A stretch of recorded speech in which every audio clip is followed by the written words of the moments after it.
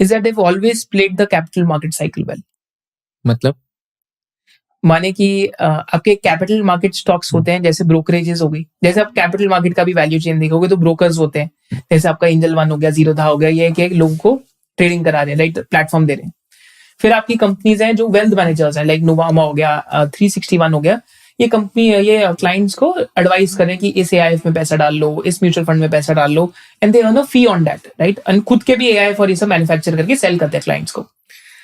Third type of आपके इस industry के वैल्यू चेन में लोग आते हैं इन्वेस्टमेंट बैंकर्स, जैसे जेएम फाइनेंस हो गया या डैम कैपिटल हो गया. तो ये डिफरेंट कंपनीज का आईपीओ कराते हैं, राइट. फिर फोर्थ टाइप ऑफ आपके बिजनेस इस वैल्यू चेन में कंपनी हुई जो है आपके डिपॉजिटरीज. अब क्या है कि आप शेयर तो खरीद लिए, अब सपोज करते हैं कि आप ज़ारा गए और आप शॉपिंग करके आए, तो सबसे पहले क्या करते हो, अलमारी में लगा दो ना कपड़े खरा के, राइट. तो शेयर्स तो ले लिए, तो आपके शेयर्स कहाँ जाते हैं, डिपॉजिटरीज में, चाहे वो सीडीएसएल हो या एनएसडीएल हो. और कितनी डिपॉजिटरीज हैं कंट्री में, 2 ही, राइट. और शेयर्स खरीदने कहाँ से जाते हो, बीएसई से या एनएसई से, राइट. तो ये तो हमारी पूरी वैल्यू चेन होगी इस इंडस्ट्री की. एक पार्ट ऑफ वैल्यू चेन और है इस इंडस्ट्री में जो म्यूचुअल फंड डिस्ट्रीब्यूशन का प्लेटफॉर्म है.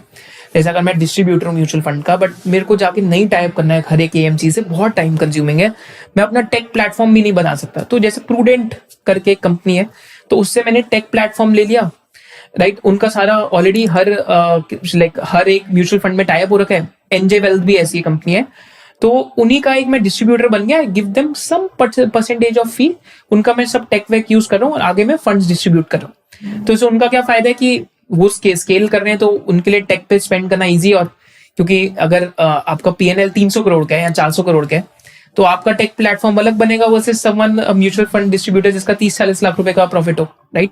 तो वो भी एक इस इंडस्ट्री के अंदर वैल्यू चेन है. वैसे तो एक कंपनीज आती है which are custodians as well, जो एसिड्स के कस्टोडियंस हैं. इसमें नुवामा होगी और एक और कंपनी ऑर्बिस करके.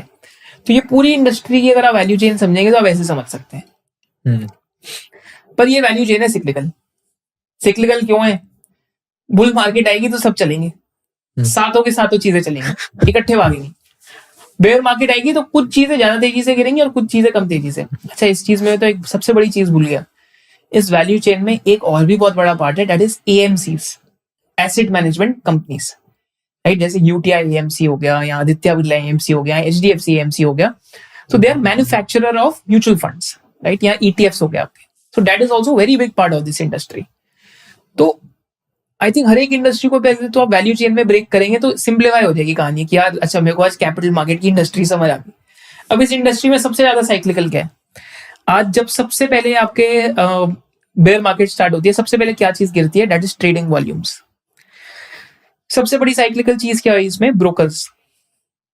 क्योंकि ब्रोकर्स के लिए तो क्या है यार, ब्रोकरेज इनकम खत्म, राइट. जो पहले एक बंदा दिन में 30-40 लाख की ट्रेडिंग कर रहा था वही शायद से ना ही कर रहा हो, राइट. यही होता है हर बेयर मार्केट के अंदर. फिर आपके थोड़ा सा कम साइक्लिकल क्या है, वेल्थ मैनेजमेंट.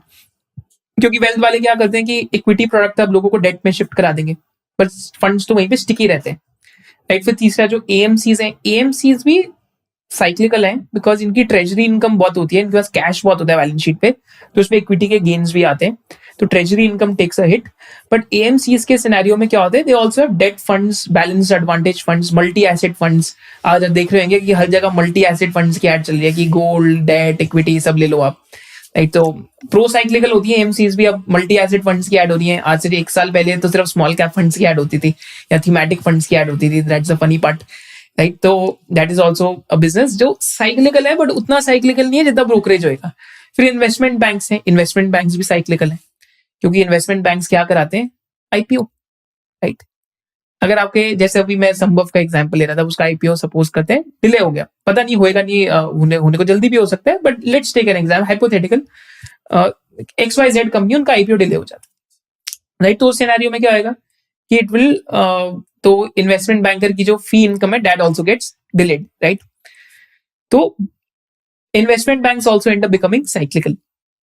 बट फिर आपके जो CDSL NSDL टाइप बिजनेसेस आते हैं, तो इनमें भी साइक्लिकलिटी है, बट शैलो साइक्लिकलिटी है, बिकॉज इनमें और भी चार्जेस हैं. जैसे transaction charges is the most cyclical thing, कि जब भी कस्टमर ने ट्रांजैक्ट करा तभी एक चार्ज लगेगा. बट इनमें और भी इंटरेस्टिंग चीजें क्या होती हैं CDSL NSDL टाइप बिजनेस में, कि इशुअर चार्जेस होते हैं, कि आप एवरी ईयर जितनी भी कंपनीज स्टॉक मार्केट्स में है तो उनसे आप एक मेंटेनेंस फी ले रहे हैं, चार्जेस ले रहे हैं, राइट? कस्टमर से आप चार्ज कर रहे हैं क्योंकि आप उनके एसेट्स के कस्टोडियन है, राइट? तो वो सारे चार्जेस भी है, but at least we can say 40% of the income will be cyclical in nature, 60% of the business income will be non cyclical in nature, right? तो शैलो सिक्लिकल कह सकते हैं इसको। तो पीपीएफएस का मेरे को एक सबसे अच्छी चीज क्या लगी कि क्योंकि वो कैपिटल मार्केट्स हैं, AMC है, there in AMC part of the value chain, so they understand this way,